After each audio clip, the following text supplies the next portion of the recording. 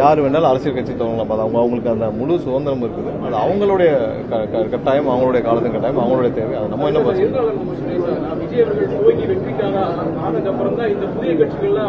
இல்லை, யாரு வேணாலும் கட்சி துவங்கலாம். அதுக்கு 100% ஸ்பேஸ் இருக்கு, சுதந்திரம் இருக்கு.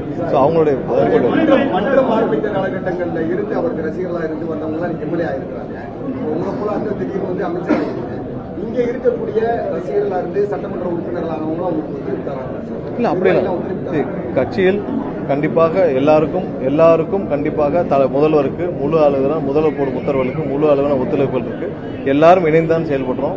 எல்லாரும் ஒரே கட்சியாக ஒன்றாக தான் செயல்படுறோம். இதுவரைக்கும் அமைச்சர்களும் பாத்தீங்கன்னா அனைத்து அமைச்சர்களும் எல்லாத்தையும் ஆலோசிச்சு கலந்தாலோசிச்சு எல்லாம் சேர்ந்து அவர்களுக்கு எல்லாரும் சேர்ந்து தான் பண்றோம். கண்டிப்பாக இது ஒரு முழு அளவிலான ஒரு வித்தியாசமான அரசாக இருக்கும், வித்தியாசமான ஒரு கேபினெட்டா இருக்கும். அததான் எல்லாரும் பார்த்து சொல்றாங்க.